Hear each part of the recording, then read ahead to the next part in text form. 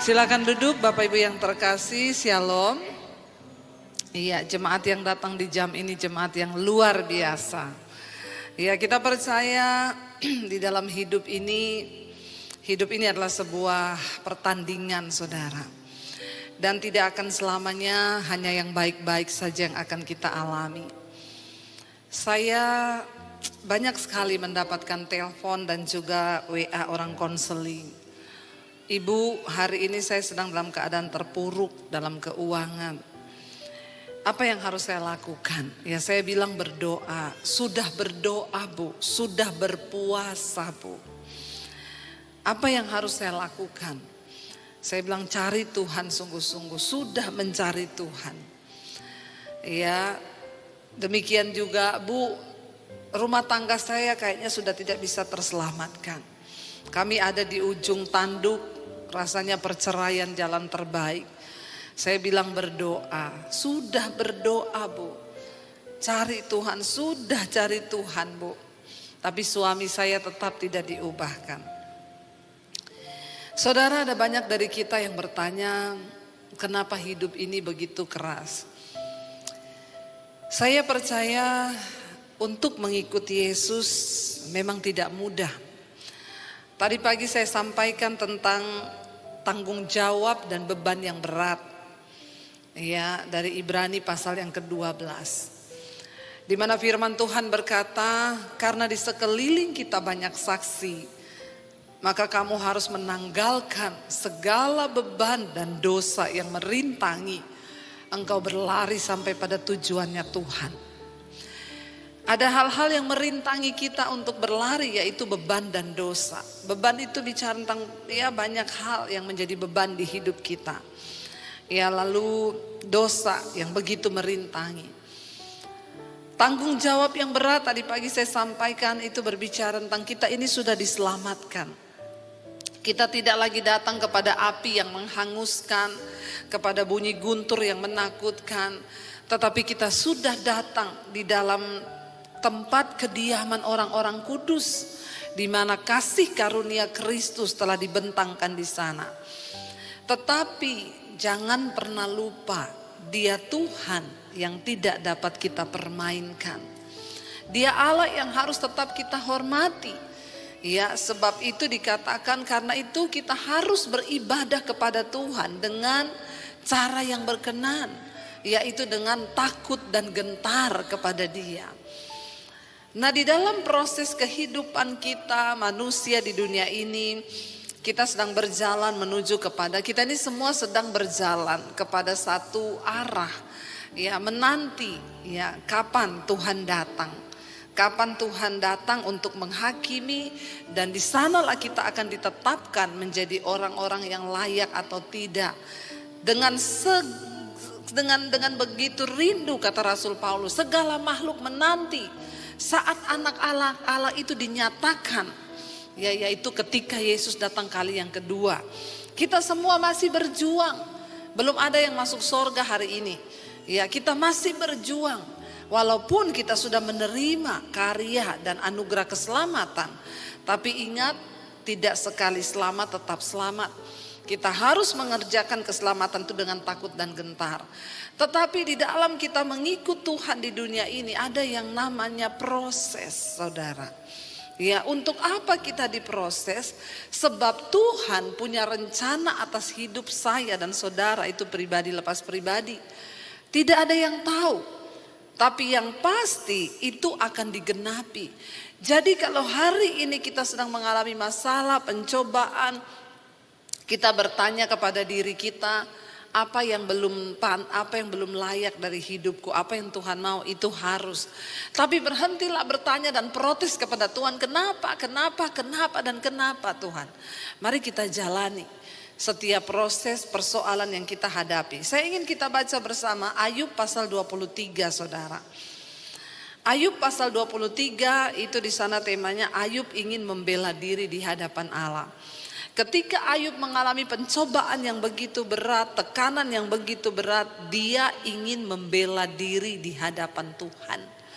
Lebih baik kita datang di hadapan Tuhan tuh merendahkan diri, tidak usah membela diri. Ya, Karena manusia sama Tuhan sih memang beda tipis. Tuhan Maha tahu, kita sok tahu. Ya, ada masalah protes, membela diri. Ayat yang pertama firman Tuhan di sana, Ayub pasal 23, Ayub ingin membela diri di hadapan Allah. Tetapi Ayub menjawab, sekarang ini keluh kesahku menjadi pemberontakan. Tangannya menekan aku sehingga aku mengaduh.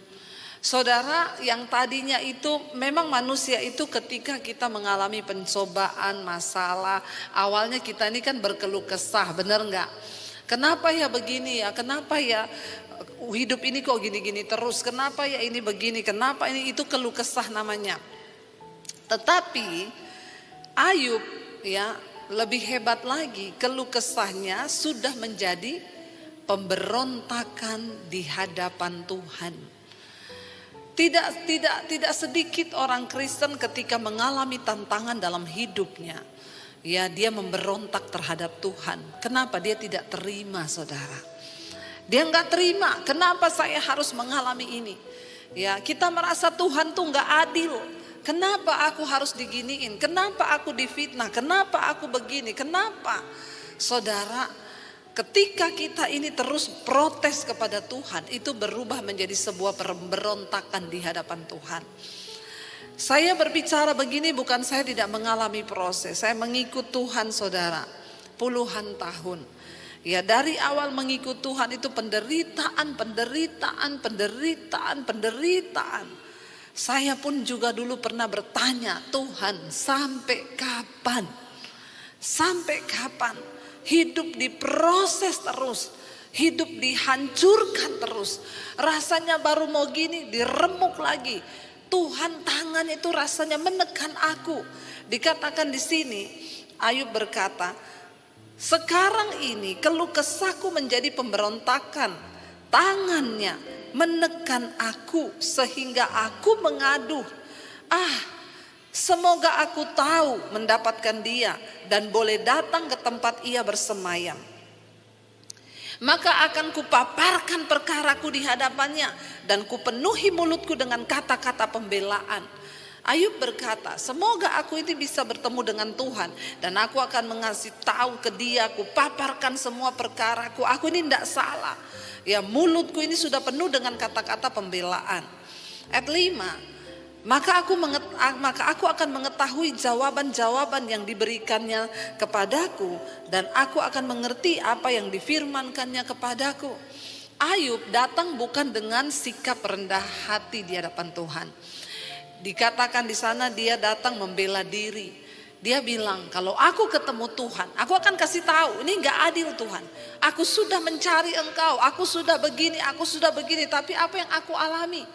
Kalau aku bisa bertemu dengan Tuhan, aku mau dengar dari mulutnya itu apa jawabannya. Kurang ajar gak saudara? Ada manusia seperti itu. Ya, dan seringkali kita pun juga melakukan hal yang sama. Tanpa kita sadari, kita memberontak terhadap prosesnya Tuhan.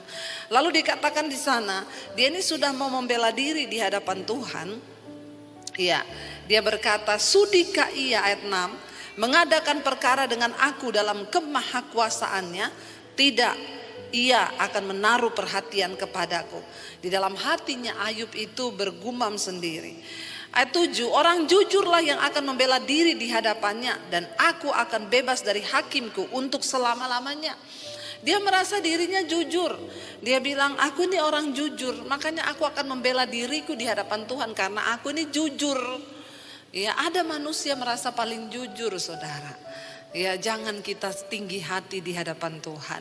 Biar kita merendahkan diri di hadapan Tuhan ketika kita sedang diproses, ketika kita sedang diuji oleh Tuhan. Lalu ayat yang ke-8, sesungguhnya aku berjalan ke timur, ia tidak di sana. Aku ke barat, tidak kudapati dia. Di utara ku cari dia, ia tidak nampak. Aku berpaling ke selatan, aku tidak melihat dia. Saudara, dan yang lebih celaka lagi, ketika Ayub sudah penuh dengan segala macam unek-unek di dalam dirinya, mau membela diri terhadap persoalan yang dialami, yang lebih Kasihan lagi, dia mencari Tuhan tapi seolah-olah dia tidak menemukan Tuhan. Di tengah persoalan penderitaan yang kita alami, seringkali kita merasa Tuhan meninggalkan kita. Seringkali kita merasa saya sudah cari Tuhan, Bu. Rasanya Tuhan jauh. Rasanya kering hari-hari ini aku. Aku pengen datang nangis merasakan pembelaan Tuhan. Boro-boro saya tidak pernah mengalami hadirat Tuhan. Hari-hari ini saya kering, lapar dan haus, tapi saya tidak mengalami apa-apa. Berapa banyak orang Kristen mengalami masa-masa seperti itu hari-hari ini. Dia merasa Tuhan jauh. Ayub bilang, aku cari dia ke utara, tidak aku temuin. Aku cari ke selatan, enggak aku dapat. Aku pergi ke timur, ke barat, tapi tidak aku jumpai Tuhan itu. Saudara, ketika engkau sedang dalam tekanan, mungkin engkau pun merasakan hal yang sama. Mungkin engkau merasa ditinggalkan. Saya minta suami saya untuk bisa ngiringi, kita sama-sama masuk dalam hadirat Tuhan.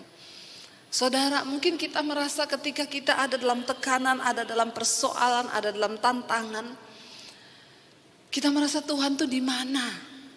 Kita cari dia ke sana nggak ketemu, kita cari dia ke sana kita juga tidak ketemu. Ada betapa banyak orang Kristen yang datang kepada saya dengan kecewa. Kecewa kepada Tuhan karena keadaan hidup yang begitu menekan. Dengar baik hari ini saudara. Ubah kekecewaanmu di hadapan Tuhan. Berhenti engkau protes Tuhan. Berhenti engkau terus bertanya, kenapa Tuhan? Aku rasanya baik selama ini, tapi kenapa suamiku seperti ini? Aku baik, tapi kenapa anakku seperti ini? Hidupku tuh biasanya baik-baik saja Tuhan. Kenapa usahaku bangkrut? Kenapa aku kehilangan segalanya? Tanpa Ayub sadari, di dalam kesombongan, dia berteriak membela diri kepada Tuhan. Saudara, tahukah saudara, Tuhan itu mau berperkara dengan hidupmu dan hidupku.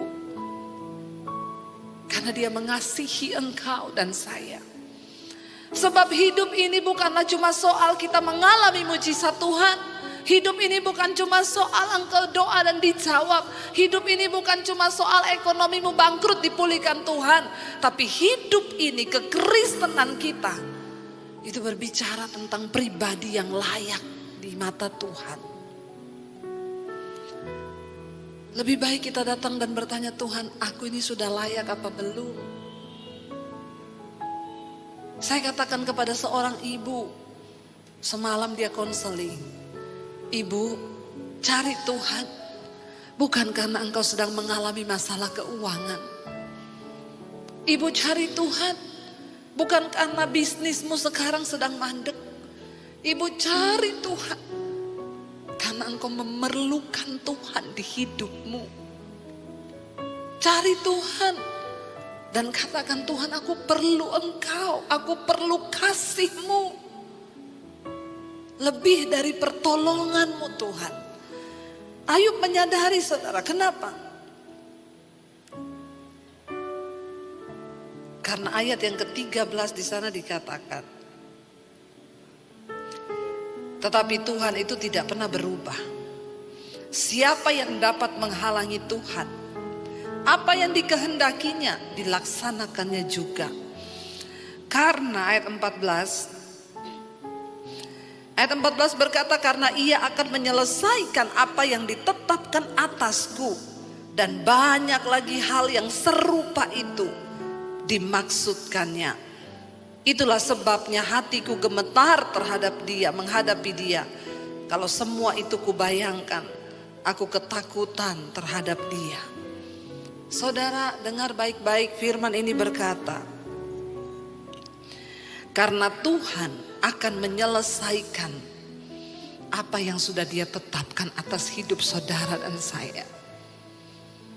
Jangan banyak mengeluh hari-hari ini, tapi bilang, Tuhan, selesaikan rencanamu atas hidupku. Jangan banyak protes hari-hari ini, tapi bilang, Tuhan, lakukan bagianmu di dalam hidupku. Dan aku mau terima dan menjalani semua itu. Kita percaya saudara, tidak ada satupun rencana Tuhan yang gagal atas hidup kita. Tidak ada satupun rencana Tuhan yang jahat atas hidup kita. Sebab Dia Bapa yang baik, yang merencanakan yang terbaik buat hidupmu. Tapi berhentilah kita hanya mencari Tuhan untuk menjadi jawaban-jawaban asal atas pergumulan-pergumulan saja. Mari kita datang berkata kepada Tuhan, lebih dari segalanya Tuhan, aku menginginkan pribadi-Mu. Lebih dari segalanya,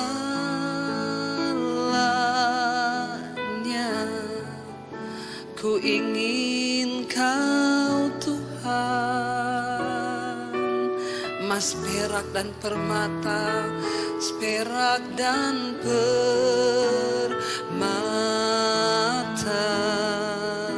tiada artinya. Kami ingin lebih dekat, ku ingin lebih dekat,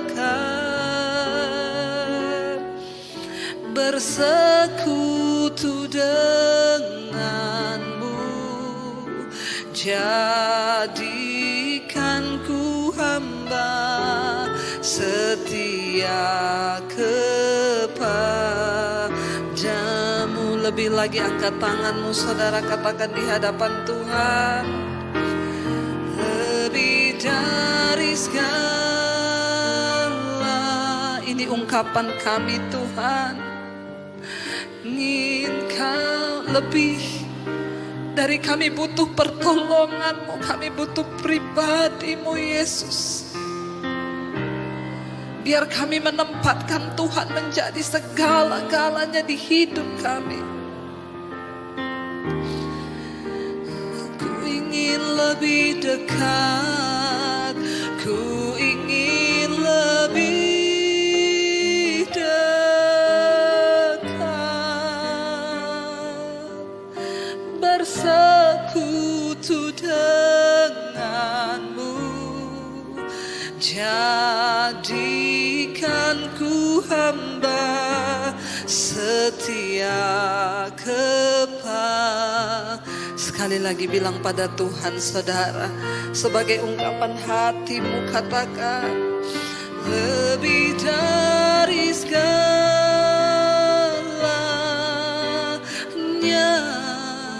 ku ingin Kau.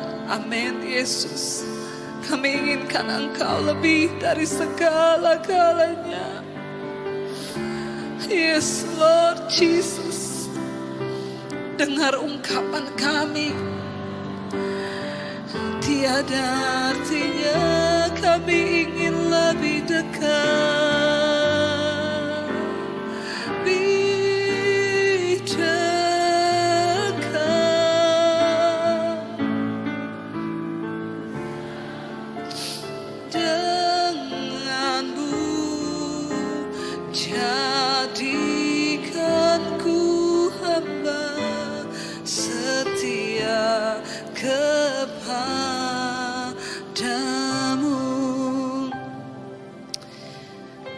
Biar Tuhan berbicara kepada kita hari ini, apa yang sedang Dia mau. Saya berkata kepada ibu itu, Bu, datang di kaki Tuhan. Stop bilang, Tuhan tolong keuanganku. Stop bilang, Tuhan bantu aku. Tapi duduk di kaki Tuhan dan bilang, Tuhan, apa maumu atas hidupku? Aku pengen tahu apa yang Tuhan kehendaki atas hidupku. Beritahu kepadaku Tuhan. Karena ketika engkau hanya menemukan jawaban, mungkin manusia lain bisa tolong saudara mengatasi masalah keuanganmu.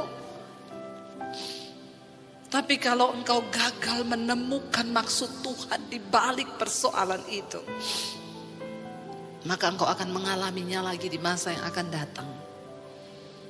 Karena itu yang terpenting hari ini, duduk di kaki Tuhan. Bertanya. Sebab ayat ini berkata, tetapi ia tidak pernah berubah. Ayat 13 tadi, siapa yang dapat menghalangi dia? Apa yang dikehendakinya dilaksanakannya juga, karena ia akan menyelesaikan apa yang ditetapkan atasku. Dan banyak lagi hal yang serupa yang dimaksudkannya. Tuhan sedang ingin membentuk kita semua, saudara, seperti bejana-bejana. Firman Tuhan berkata, engkau tuh seperti bejana di tangan tukang periuk. Ketika bejana yang sedang dibentuk itu tidak menjadi seperti yang diingini, maka bejana itu akan diremukkan, saudara, dihancurkan, dan dibuat sebuah bejana yang baru, yang sesuai dengan hati pembentuknya. Dan bejana itu tidak pernah protes kepada tuannya dengan berkata, kenapa kamu hancurkan aku? Aku pengen gini saja, sudah selesai. Sakit dibentuk itu.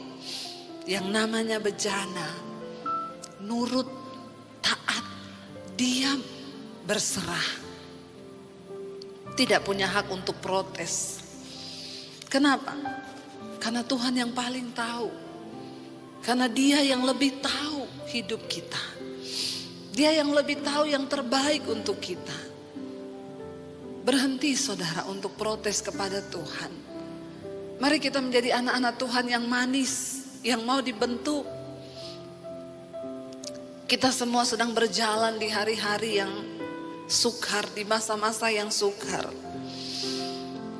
Dan Tuhan berkata, Dia mau kita tidak menjadi anak-anak gampang. Di mana anak yang tidak dihajar oleh orang tuanya, kata firman Tuhan. Sebab kalau kita dihajar oleh orang tua kita, itu artinya orang tua kita menganggap kita ini anak.